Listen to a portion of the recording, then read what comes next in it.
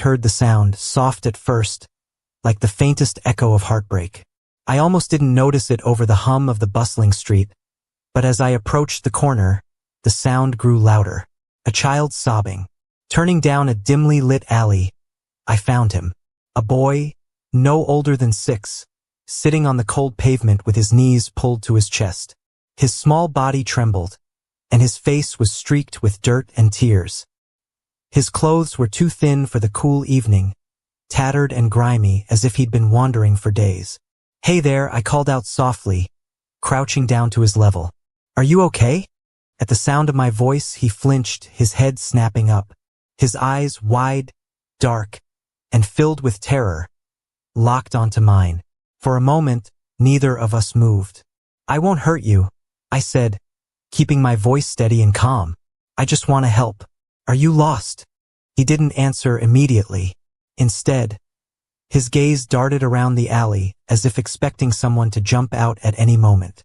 Then, in a voice so small I almost didn't hear it, he whispered, "Please don't let them find me." A chill ran down my spine. "Who's after you?" I asked, trying to keep my own fear from showing. "The bad men," he said, his voice cracking. "They took my mom." Those 6 words shattered me. Without hesitation, I reached out my hand. "Come with me," I said. "You're safe now." The boy hesitated, his small hand trembling as he reached for mine. When his fingers finally clasped mine, I felt how cold they were. Too cold for such a little boy. "What's your name?" I asked as we walked toward my apartment, his steps faltering with exhaustion. "Oliver," he murmured. "I'm Catherine," I said, giving his hand a reassuring squeeze. "We'll figure this out, okay?" Oliver didn't respond, but he clung to me like a lifeline. When we got to my apartment, I led him inside and immediately wrapped him in a blanket. He sat on the couch, watching me cautiously as I rummaged through the kitchen for something to feed him. "Do you want soup?" I asked, holding up a can. He nodded, his big eyes never leaving mine. As he ate, I sat across from him, trying to piece together what little he'd told me. "Can you tell me more about the bad men?" I asked gently. Oliver shook his head, his grip tightening around the spoon. "They'll hurt us if I tell," he said, his voice barely above a whisper. "No one's going to hurt you," I promised. "You're safe here." But even as I said it, I wasn't sure if it was true. That night, as Oliver slept on the couch, I noticed a black SUV parked across the street. Its engine idled, and though I couldn't see the driver, I could feel their eyes on my apartment. My gut told me this wasn't a coincidence. Couldn't sleep that night. I sat by the window, the dim glow of the streetlights illuminating the black SUV parked across the street. It didn't move, the engine humming faintly in the quiet night. Every so often, the curtain would twitch, and I'd catch myself scanning the room, paranoid that they'd somehow see Oliver inside. He looked so small curled up on the couch, his little chest rising and falling with each breath. Morning came slowly, and with it, a renewed sense of dread. Oliver stirred awake as sunlight streamed through the blinds. He blinked at me, his face still pale but softer now, less guarded. "Are they still out there?" he asked, his voice barely audible. I hesitated before responding, not wanting to scare him. "I don't know," I admitted, "but they can't hurt you here." He didn't seem convinced, but he didn't press the matter. After breakfast, I gave him some crayons and an old sketch pad I had lying around, hoping it would keep his mind occupied. As he drew quietly at the table, I tried to figure out what to do next. Calling the police seemed like the logical option, but something about Oliver's fear gave me pause. What if the people after him were powerful enough to infiltrate even the authorities? My thoughts were interrupted by a soft knock on the door. My heart jumped into my throat as I glanced through the peephole. A man in a dark suit stood on the other side, his expression unreadable. "Miss Carter," he said, his voice muffled but firm. "We need to talk about the boy." My hand froze on the doorknob. How did they know my name? My stomach churned as the man knocked again, louder this time. "I know you're in there," he said, his tone growing sharper. "This isn't a negotiation." I backed away from the door, my mind racing. Who were these people? How did they find us so quickly? "Oliver," I whispered, crouching beside him at the table. His eyes widened at the fear in my voice. I need you to hide. Okay? Right now. Go to the bedroom and lock the door. He nodded without a word and scampered away, clutching his sketchpad to his chest. The knocking turned into pounding. If you don't open this door, we'll come in ourselves. Desperation overtook me. I grabbed my phone and dialed the police, my hands shaking as I explained the situation. There's a man outside my door, I said, my voice trembling. He's trying to break in. The operator assured me officers were on the way, but I knew it might be too late by then. Last chance, the man barked. I grabbed a heavy candlestick from the table, my heart pounding as the door burst open. 2 men stepped inside, their faces cold and calculating. One of them spotted me immediately and lunged. I swung the candlestick with all my strength, catching him across the jaw. He staggered back, cursing, but his partner advanced. Before he could reach me, the wail of police sirens filled the air. The men exchanged glances before retreating, slamming the door behind them. After the police left, assuring me they'd increase patrols, I locked every window and double-checked every door. But their reassurances felt hollow. Oliver emerged from the bedroom, his face pale. Are they gone? He asked, his voice trembling. For now, I said, pulling him into a hug. But we need to figure out what's going on. That evening, as Oliver slept, I searched through his small backpack again, hoping for answers. That's when I found it.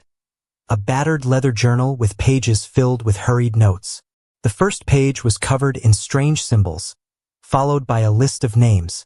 Michael Gray, Elena Brooks, Arthur Kane. Flipping further, I found scattered entries written in shaky handwriting. They're watching us. Gray Phoenix is everywhere. Trust no one. A chill ran down my spine as I realized this wasn't just a child running from a bad situation. This was something far darker and more dangerous than I'd imagined. The next morning, I called Jacob, an old friend and investigative journalist. He answered on the second ring, his voice groggy. Catherine? It's been a while. I need your help, I said, skipping the pleasantries. It's about a boy I found. He's in trouble, and there are people after him. People like who? I hesitated, then explained everything, the black SUV, the men who broke in, the journal. Jacob listened in silence, but when I mentioned the name Arthur Kane, his tone changed. Kane is bad news, he said. He's tied to a syndicate called Gray Phoenix. Trafficking, money laundering, political manipulation, you name it, they do it. What does that have to do with Oliver? My guess? His mom stumbled onto something they didn't want her to see. If they're after him, it's because he's a loose end. Jacob agreed to dig into the journal, and within hours, he called me back with a lead. There's a name in there, Elena Brooks. She used to work for Gray Phoenix before she blew the whistle on one of their operations. I found an address. That evening, I drove across town to meet Elena. The address led me to a small, rundown apartment complex. I knocked on the door, and a woman answered, her face pale and drawn. Elena, I asked. She glanced at me warily. Who are you? I held up the journal. I'm a friend of Lily. She's in trouble, and so is her son. Elena's expression softened. She stepped aside, gesturing for me to enter. If Lily's in trouble, we don't have much time. Elena led me into her cramped apartment, where every window was covered with thick curtains, and every door had multiple locks. She moved quickly, her hands trembling as she cleared off a cluttered table. Sit, she said, motioning to a chair. You said Lily's son is with you? Is he safe? For now, I said. But men broke into my apartment last night looking for him. They mentioned something about Gray Phoenix. At the name, Elena froze. Her eyes darted toward the window as if she expected someone to burst through at any moment. They don't stop, she said, her voice low. Once you're on their radar, they'll hunt you to the ends of the earth. Lily must have found something huge for them to come after her like this. She left behind this journal, I said, sliding it across the table. It has names, dates, symbols. I was hoping you could help me make sense of it. Elena flipped through the pages, her brow furrowing. This isn't just a journal. It's a roadmap. These names, Michael Gray, Arthur Kane, They're some of the most powerful people in Grey Phoenix. If Lily documented their operations, she's sitting on a goldmine of evidence. Then why hasn't she gone to the authorities? I asked. Because Grey Phoenix has people everywhere, Elena said bitterly. Police, politicians, even the media. You can't trust anyone. That's why Lily ran. She knew they'd kill her before she could expose them. Do you think she's still alive? Elena hesitated. If they haven't found what they're looking for yet, maybe. But if you have her son. She trailed off, her meaning clear. I felt a cold pit of fear settle in my stomach. They'll stop at nothing to get to him, I said. Elena nodded. And now they'll come for you, too. After a tense silence, Elena stood and crossed the room to a small safe hidden behind a loose floorboard. She opened it and retrieved a small flash drive. This, she said, holding it up, is what Lily risked everything for. It's a complete record of Grey Phoenix's operations, transactions, names, locations. It's enough to take them down. Why haven't you used it? I asked. Elena's face hardened. Because if I did, I'd be dead. I barely escaped the last time I tried to expose them. And if they ever find out I still have this. She didn't need to finish the sentence. I took the flash drive from her, the weight of it heavier than it should have been. What do we do with it? Elena sighed. You need to get it into the hands of someone you trust. But be careful. Once they know you have this, they'll come after you with everything they've got. I left Elena's apartment with the flash drive tucked securely in my bag. Driving back to the cabin, I couldn't shake the feeling that I was being followed. Every car that lingered behind me felt like a threat. Every shadow a potential ambush. When I arrived, Oliver ran to me, his small arms wrapping tightly around my waist. I thought you weren't coming back, he said, his voice trembling. I'll always come back, I said, ruffling his hair. That night, I examined the flash drive, its contents confirming everything Elena had said. It was all there, proof of human trafficking, political corruption, money laundering. And at the center of it all was Arthur Kane, the shadowy figure who seemed to control everything. I knew then that this wasn't just about keeping Oliver safe. This was about taking down an empire. The next morning, the peace of the cabin shattered. I was in the kitchen making breakfast when I heard the crunch of tires on gravel. Peeking out the window, I saw 2 black SUVs pull up, and my heart dropped. Oliver, I called, keeping my voice steady despite the panic rising in my chest. Go to the closet and stay there until I come for you. Don't make a sound. He obeyed without question, his small face pale with fear.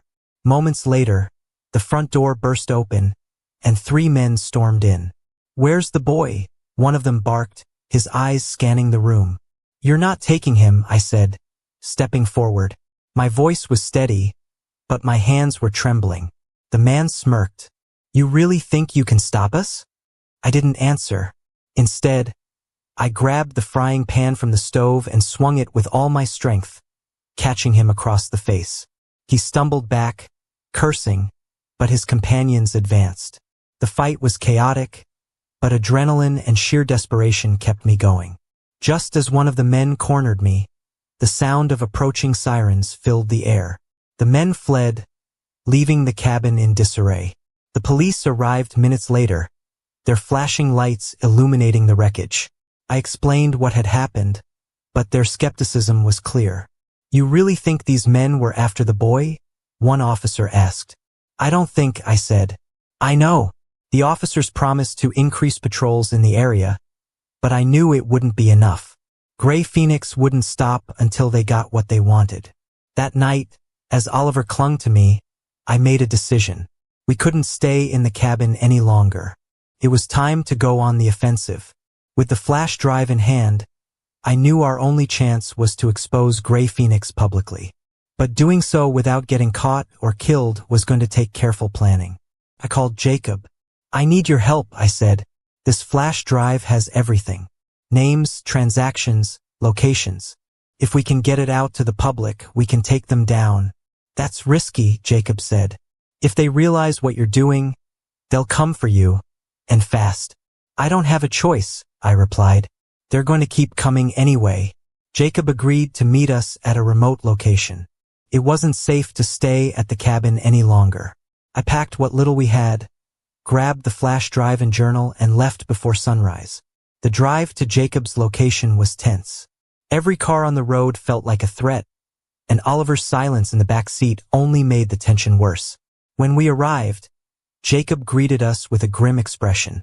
"You weren't followed?" he asked. "I don't think so," I said. But as we began to discuss the plan, headlights appeared in the distance. My heart sank. "They found us," I whispered. Jacob grabbed his laptop, hastily setting up the live stream we had planned for days later. "If we're going to do this, we do it now," he said. I nodded, helping him upload the files while Oliver hid behind the couch. As the files began to upload, Jacob started narrating everything. The names, the crimes, the corruption. He broadcasted live on every platform he could, sharing the evidence with the world. "They're here," I shouted as I saw SUVs pull up outside. Men in suits poured out, armed and determined. I grabbed a chair and barricaded the door while Jacob continued the stream. "We need more time," he said. "We don't have it," I replied, bracing for the inevitable. The door burst open, and chaos erupted. I fought off the first man who entered, swinging a heavy lamp at his head. Jacob tried to shield his laptop as more men stormed in. Oliver stayed hidden, clutching the whistle I'd given him. When one of the men got too close, he blew it with all his might, startling them and buying us precious seconds. The police arrived just in time, sirens blaring and lights flashing. Officers swarmed the house, arresting the intruders and securing the evidence. In the aftermath, one of the officers approached me with news. "We found something during the raid," he said. "A location that matches one of the addresses on your drive. It was a warehouse on the outskirts of town. They believed Lily might be there." Oliver clutched my hand as we drove to the site, his face pale but determined. "Do you think she's okay?" he asked. "We'll find her," I said, trying to sound confident. The raid on the warehouse was swift and brutal. Inside, the police found Lily, barely conscious but alive. When she saw Oliver, her face crumpled with emotion. "Mom!" Oliver cried, running to her. Lily collapsed to her knees, pulling him into a tight embrace. "I thought I'd lost you," she sobbed. I watched them reunite, tears streaming down my face. The weight of everything we'd been through finally hit me, but seeing them together made it all worth it. The evidence from the flash drive, combined with the arrests, dismantled Grey Phoenix. Arthur Kane and his associates were convicted on multiple charges, their empire crumbling under the weight of their crimes. The story went viral, and public outrage led to widespread reforms. Survivors began coming forward, inspired by the bravery of Lily and Oliver. Months later, I visited Lily and Oliver in their new home, deep in witness protection. They were safe, happy, and beginning to heal. "You saved us," Lily said, hugging me tightly. "No," I replied. "You saved yourselves. I just helped." As I watched Oliver play in the yard, his laughter filling the air, I felt a sense of peace. The journey had been harrowing, but it had led to something beautiful.